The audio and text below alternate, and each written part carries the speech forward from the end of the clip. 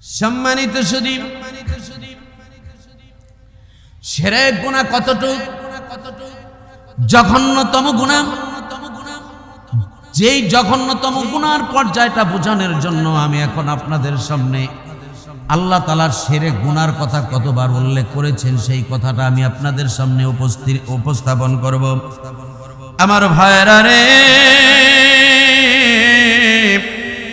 আল্লাহ রাব্বুল আলামিন পবিত্র আল কোরআনুল কারীমে শিরক শব্দটি 4 বার, কয়বার? আওয়াজ দিয়া বলেন কয়বার? মুশরিক শব্দটি 2 বার, মুশরিকুন শব্দটি 6 বার, মুশরিকিন শব্দটি 33 বার, মুশরিকা শব্দটি 2 বার, মুশরিকাত শব্দটি 3 বার, শারিক শব্দটি 3 বার, সুরাকা শব্দটি 37 বার। তারপরে শিরক এর ক্রিয়াবাচক শব্দটি 80 বার কোরআনে ব্যবহার করেছেন। সর্বমোট আল্লাহ তাআলা শিরক শব্দটা পবিত্র আল কোরআনুল কারীমে 170 বার উল্লেখ করেছেন। এত মারাত্মক গুনাহ যে এই 170 বার উল্লেখ করেছেন। 170 বার উল্লেখ করা মানে হলো বান্দা শিরক কইরো না, কথা কোন ঠিক কিনা? এখন এই শিরক গুনাহ আমরা কেমনে করি? আমরা মুমিনরাও কি শিরক গুনাহ করি নাকি? প্রশ্ন আসে কিনা ভাই? আমরা মুমিনরাও কি শিরক গুনাহ করি কিনা?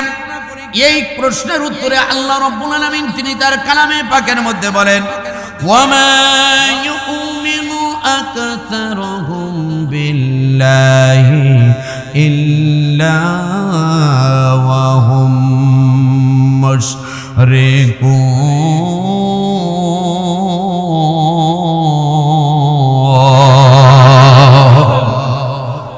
ওমা ইউমিনু বিল্লাহি আকতারুহুম বিল্লাহি ওমা ইউমিনু আকতারুহুম বিল্লাহি ইল্লা ওয়া হুম মুশরিকুন। তোমাদের মধ্যে অনেক ঈমানদার, অনেক মুমিন আছে, কিন্তু তারা মুশরিক। কিন্তু তারা কি? আওয়াজ দিয়ে বলেন, তারা কি? ঈমান আছে কিন্তু মুশরিক। ঈমান আছে কিন্তু মুশরিক।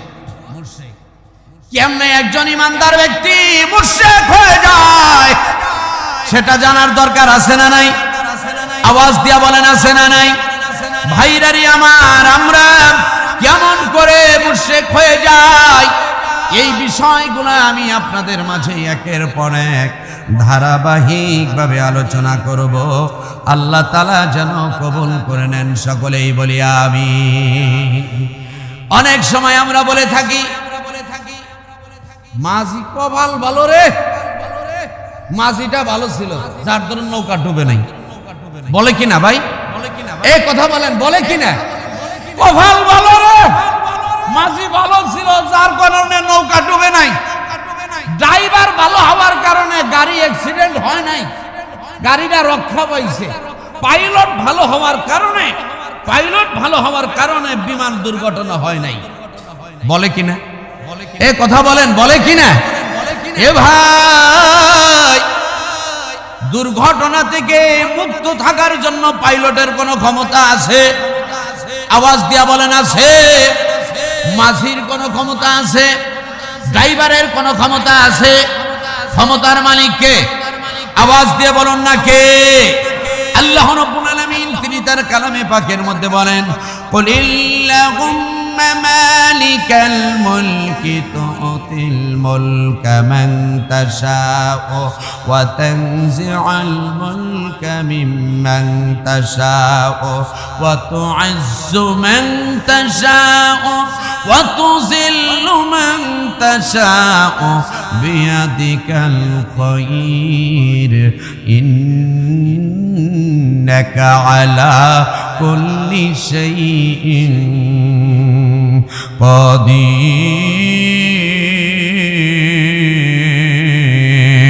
কাদির।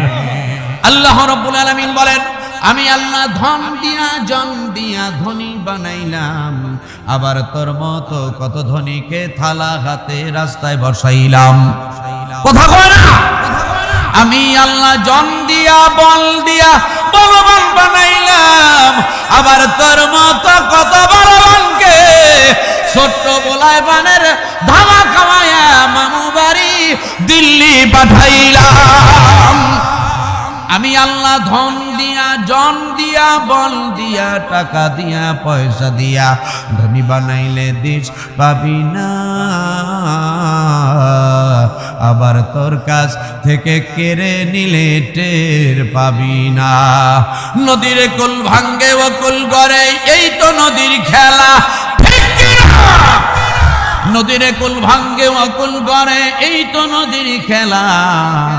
সকাল বেলার ধনী রে তুই, ফকির সন্ধ্যা বেলা। সুতরাং ক্ষমতার মালিক কে? সব ক্ষমতার মালিক কে? তাহলে রক্ষা করার মালিক কে? আবার বিপদে ফেলানোর মালিক কে? আমার মা বোনেরা তারা কি করে? পরীক্ষার দিন বাচ্চাদেরকে ডিম খাওয়ায় না, কয় ডিম খাইলে আন্ডা পাবা। কথা কয় না? ডিম খাইলে আন্ডা পাবি, সুতরাং পরীক্ষার দিন ডিম খেয়ে পরীক্ষা দেওয়া যাবে না, খাইলেই কিন্তু আন্ডা পাবি। কয় কিনা ভাই? মাউসাসিরা এই কথা বলে, ডিম খাইলে আন্ডা পাবি।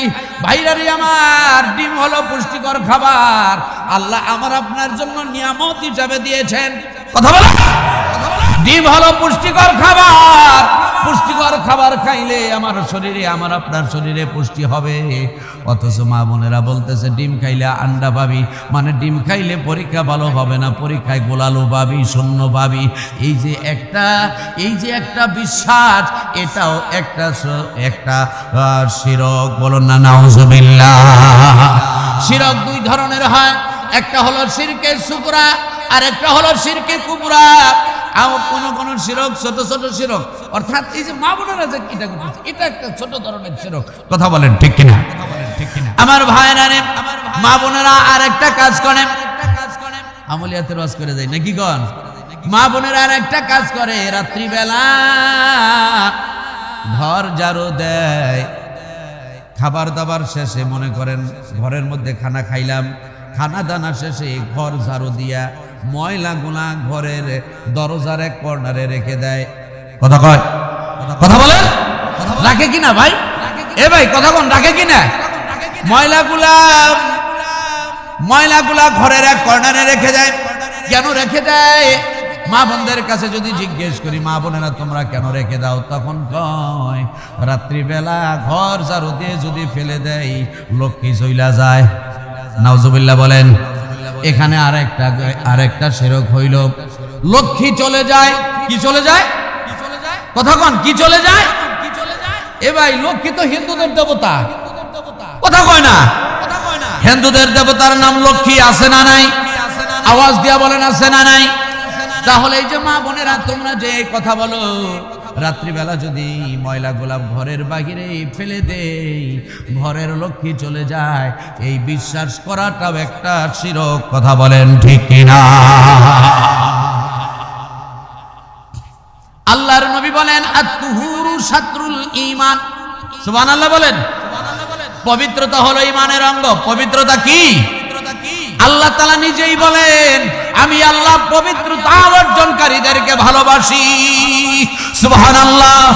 যেই জায়গায় নবীজি বললেন পবিত্রতা ঈমানের অঙ্গ, আল্লাহ বললেন আমি পবিত্রতা অর্জনকারীদেরকে ভালোবাসি, সেই জায়গায় আপনি ময়লা আবর্জনা ঘরে রেখে ঘরটারে গন্ধ বানিয়ে রাখলেন, অথবা গন্ধ নাই হলো অপবিত্র জিনিস অথবা ময়লা আবর্জনা ঘরে রেখে দিলেন বরকতের আশায়, লক্ষ্মী পাওয়ার আশায়, এই যে চিন্তা করলেন, এটাও হলো আপনার একটা গুনাহ, এটাও হলো শিরক গুনাহ। কথা বলেন ঠিক কিনা?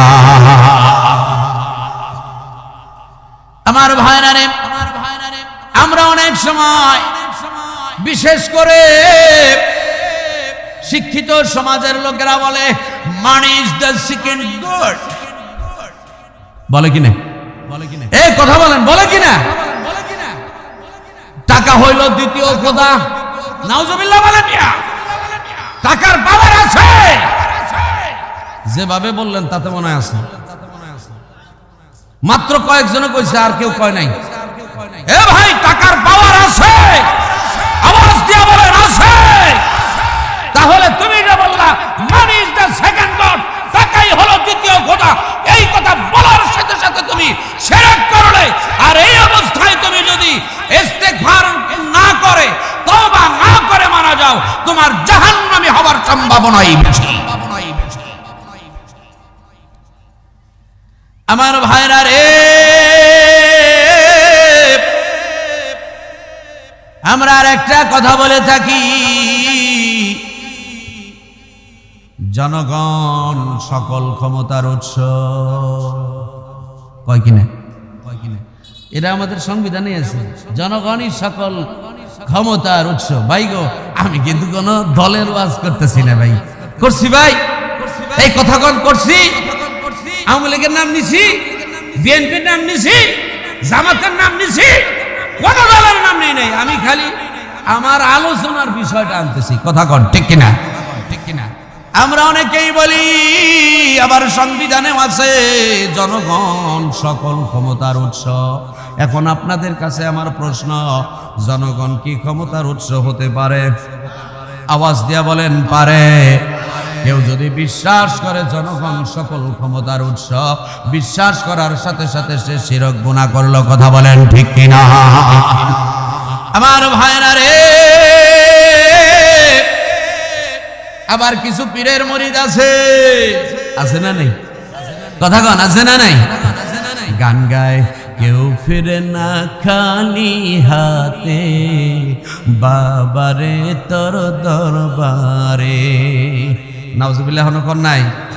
কেউ ফিরে না খালি হাতে, বাবারে তোর দরবারে। আল্লাহর ধন রাসূলকে দিয়া আল্লাহ গেলেন গায়েব হইয়া, রাসূলের ধন বাবায় পায়া বৈশা আছে দরবারে। কেউ ফিরে না খালি হাতে, বাবারে তোর দরবারে। এই গানটাই একজনে গায়, আর কয়েকজন খালি মাথা নাড়ায় আর কান্দে, চোখের পানি ফলায় কান্দে। কি বুঝের গানটা গাইলো রে, কি বুঝের গানটা গাইলো? যদি জিজ্ঞেস করি, চাচা তুমি কি বুঝলে?